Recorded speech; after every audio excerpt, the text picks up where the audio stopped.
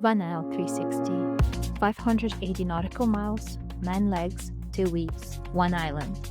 This isn't just a sailing race, it's a deep dive into discomfort, teamwork, and the kind of quiet you only hear offshore. I didn't sign up to chase podium. I signed up to feel something real, to step outside the noise of everyday life and be reminded of what really matters. I only committed to half the race, but in the end, it reshaped me completely.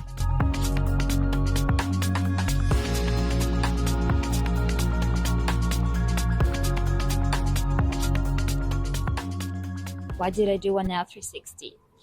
I think I was looking for a challenge, but what I was not expecting is what it will teach me about myself. I was looking to push the boundaries. I wanted to disconnect and reconnect with something real. The ocean doesn't care about your job title or your schedule. It cares only if you're present, and it was amazing. It's the first night, right before we start the VanIsle 360, so you know we gotta go a little crazy.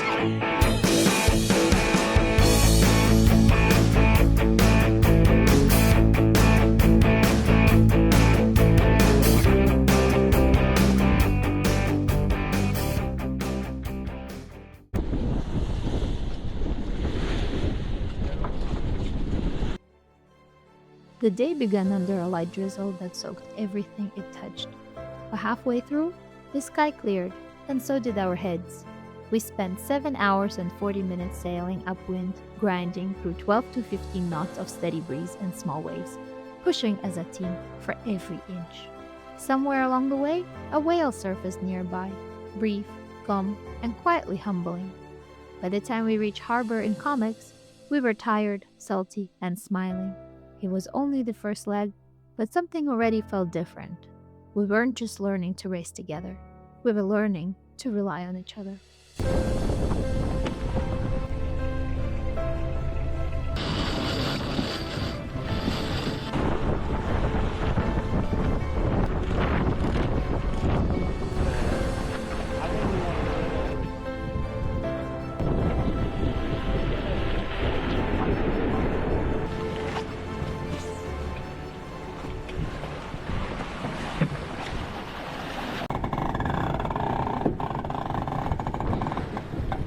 Vanessa, are you excited? I am so excited for day 2. Callum, are you excited? The next day, the sun finally broke through, lifting everyone's spirits. The breeze built throughout the day, and with it came a sense of urgency. We reefed down, hoisted the J3, our smaller sail, and settled into the kind of upwind grind that wakes up every muscle and every decision. The ocean came alive under us, and for the first time, we stopped thinking about land entirely.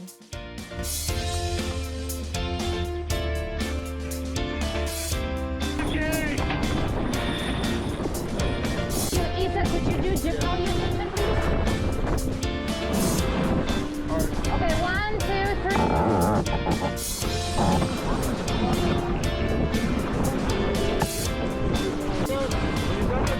Ready?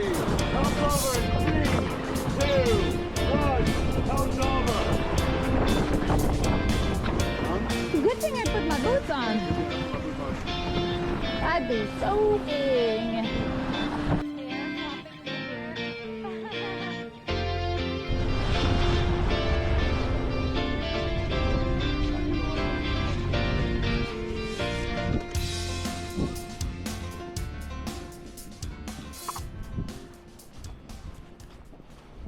Shaw, what's your challenging moment?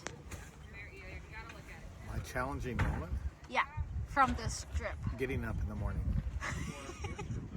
I would say the hardest part would be maybe getting up at 3 a.m. Help over 3, 2, 1. Help over. This was the day that pushed us. We woke up at 3 a.m. and motored for over 2 hours through narrow channels, racing the current just to reach the start line.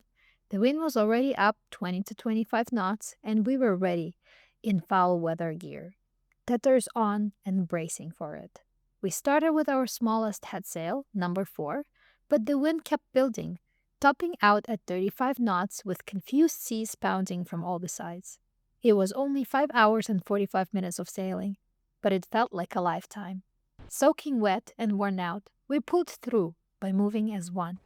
No drama, just pure, focused teamwork.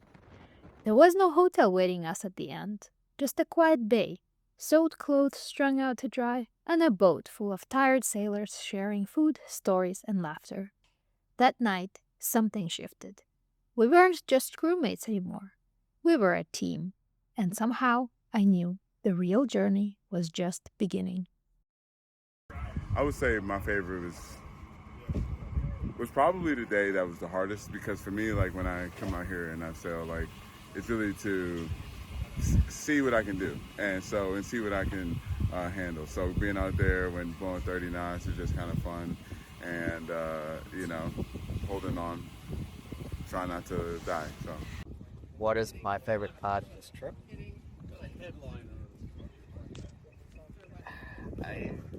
I don't know. The number 4. When it's really blowing and we have to get the number 4 out. That's my favorite part. My favorite part from the trip, I would say, it has to be the finish of Johnson Strait Lake with 30-35 on the nose, and probably one of the most confused wave state I've seen in a long time. Some crazy frequency on those waves. That passage, I think it was galvanizing for our team. A lot of the people, including yourself, of course, exceeded expectations, and everyone remained composed, and we all sort of battled through it together. It's a lot of fun when it's not your own boat.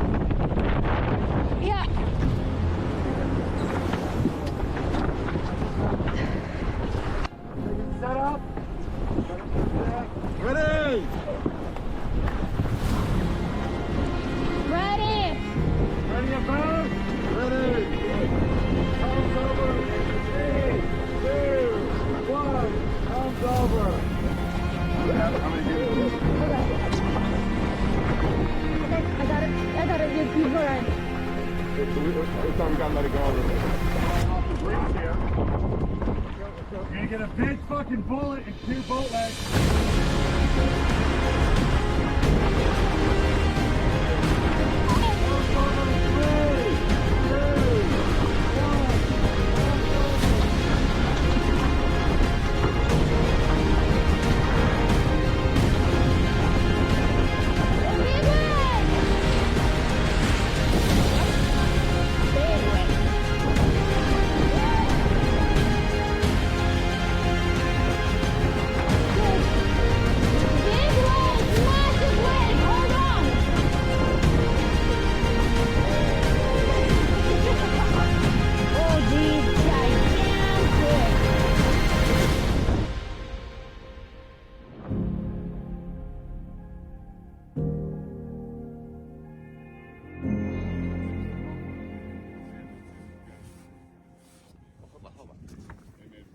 Yay! What did you learn today? I learned you can do one thing, but you can't do everything. What did you learn? I learned a lot of things. I learned that the weather can be very unpredictable for sure, and that we can all handle really tough situations.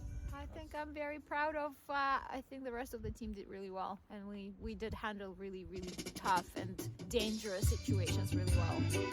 Maybe except for some people, but...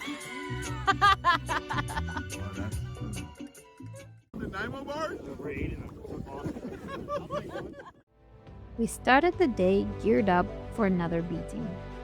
The forecast called for more wind, so we had everything set, ready to reef, ready to grind. But it never came. Instead, we slid into silence. No wind, no motion, just glassy water and the drifter flapping uselessly. Light air sailing messes with your head. You wait, you drift, you second guess. Then, just when we let go of expectations, the breeze returned, soft, steady, like nothing had happened. After a little over 7 hours, we reached Telegraph Cove, where warmth met us at the dock. We built a fire, dried out, and ended the day in a good company. Food, laughter, and a quiet sense of the lawn.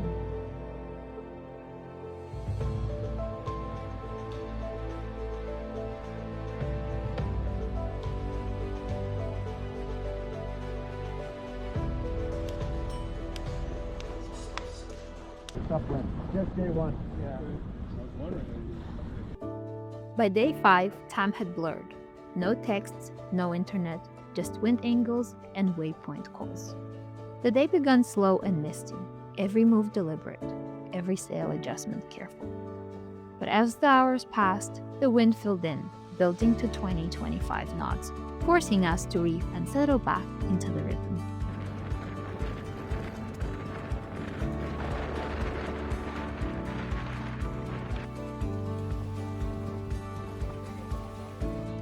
After 7 hours of focused, fast sailing, we crossed the line with a clean spinnaker finish. Everything finally clicked into place. We pulled into Port Hardy smiling, tired, and proud. That was it for me, my last leg. But leaving the boat felt harder than I ever expected. Favorite leg?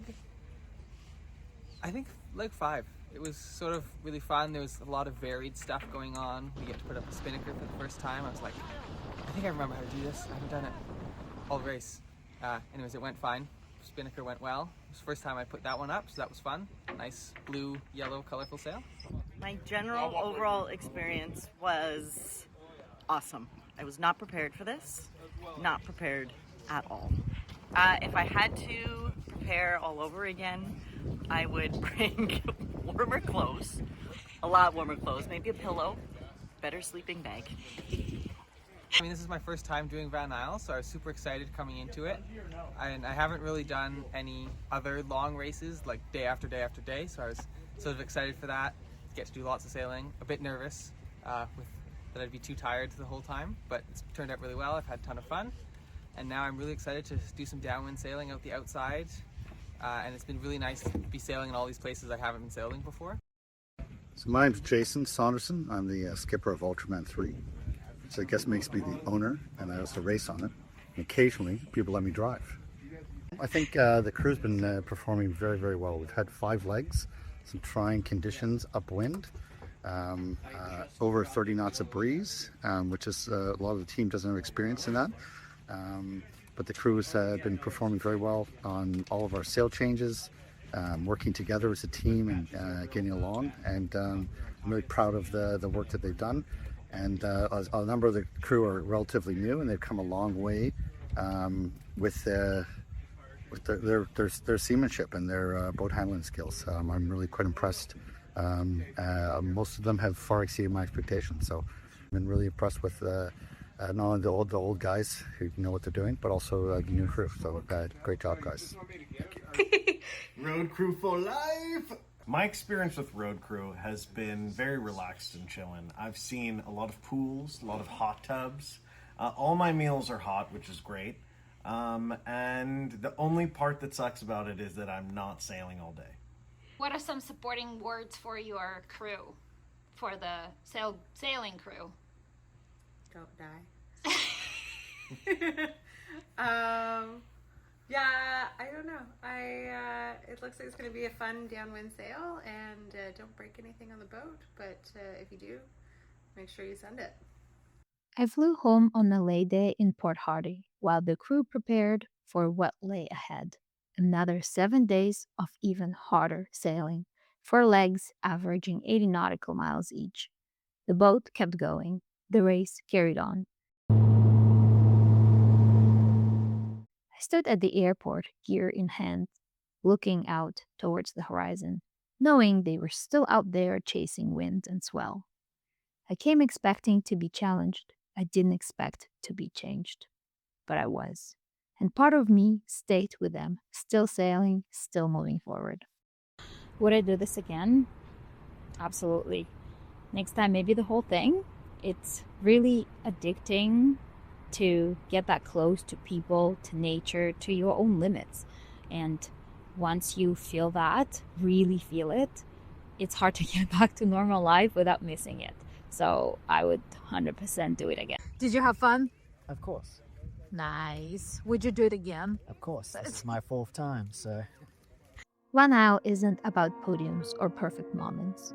It strips away the noise of everyday life and leaves you raw, tired, exposed, and fully present. Out there, trust is built in small things. A sail change in heavy wind, a shared meal after a long leg, or a quiet look that says, "I've got you," when conditions turn rough.